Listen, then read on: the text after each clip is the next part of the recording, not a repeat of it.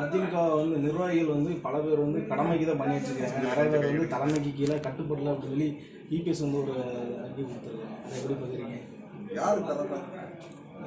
பொதுச் செயலாளருங்கிறது புரட்சி தலைவர் அது உண்மையான தலைமை. இவங்க கட்சி அபகரித்து வச்சிருக்கீங்கன்னா தலைவர் ஆக முடியுமா? இல்லை, அதான் தலைவர்னு போட்டுக்கிட்டு அது தலைவர் ஆக முடியாது. காலம் இன்னும் இது போன்ற பல பல இல்லை. இந்த இப்போ உங்களுக்கு தெரிஞ்சிருக்கோம், புரட்சி தலைவர் அந்த கட்சி அம்மா அவர்கள் கட்டி காத்த இயக்கம் இன்றைக்கு எவ்வளவு பலவீனமாக இருக்குன்னு தெரியும். ஒரு சில பழனிசாமி தலைமையில் ஒரு 5-6 பேர் அவர்களுக்கு சுயநலத்தால் பதவி வெறியால துரோக புத்தியால் புரட்சி தலைவர் கண்ட இயக்கம் அம்மாவுடைய கட்சி இன்றைக்கி வியாபார நிறுவனம் போல ஒரு சிலருடைய சுயநலத்துக்காக பயன்படுத்தப்படுது. இப்போ கூட பாருங்க, இந்த தேர்தலில் திமுக மீது எவ்வளவு மக்கள் எதிர்ப்பாக இருக்காங்கன்னு தெரியும்.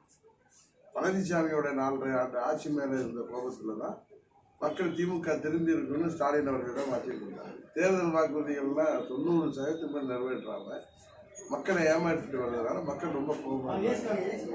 அது மாத்திரம் இல்லை, இன்றைக்கு தமிழ்நாடு முழுவதும் போதை மருந்து வியாபாரம் ஆளுங்கட்சி நிர்வாகத் துறையோடு நடைபெறுவது என்பது எல்லோரும் வருத்தப்படக்கூடிய ஒரு விஷயம். வருங்கால இளைஞர் சமுதாயத்தையே பாதிச்சிருக்கிற அளவுக்கு போதை மருந்து வியாபாரத்தை அந்த ஆட்சி வேடிக்கை பார்க்குது. நேற்று கூட பார்க்குறோம், போதை மருந்து கஞ்சா சாப்பிட்டு காவல்துறை அதிகாரிகளே தாக்குறாங்க.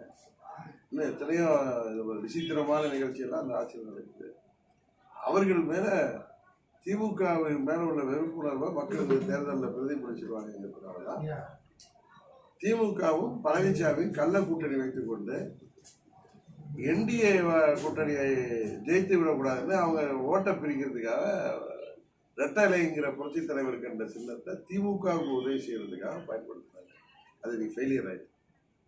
பழனிசாமி திமுகவும் கள்ள கூட்டணி வைத்திருக்கிறார். ஏன்னா பழனிசாமி மேலே கொடநாடு கொலை வழக்கு உட்பட பல பிரச்சனைகள் இருக்கு.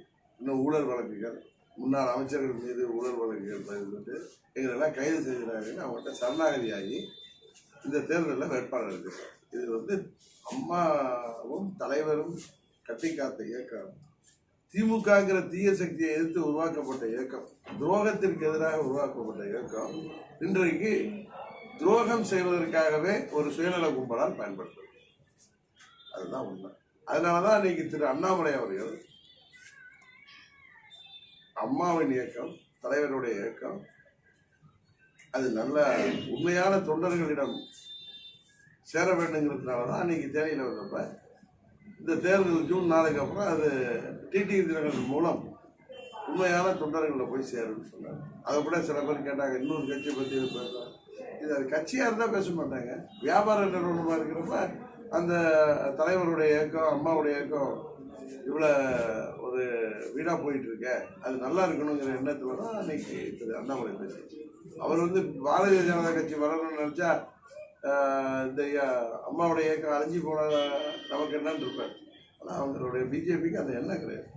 அந்த இயக்கம் நன்றாக இப்போ பழனிசாமி அதை அழிச்சிட்டு இருக்காருன்னு தெரியும். அவர் பேசுகிறாருன்னா அம்மாவுடைய இயக்கம், தலைவர் கண்ட இயக்கம் உண்மையான தொண்டர்களிடம் அது அவர்கள் யாரை தலைவராக இருப்பாங்களோ அதை ஏற்கட்டுங்கிறது தான் டிடிவி தினகரன்கிட்ட போய் சேருன்னு சொல்றது. நான் அதை உண்மையான தொண்டர்கள் கருத்தை கூட சேர்த்துருவேங்கிற நம்பிக்கை இருக்கு. செய்திகளை உடனுக்குடன் தெரிந்து கொள்ள உடனே சப்ஸ்கிரைப் பண்ணுங்க.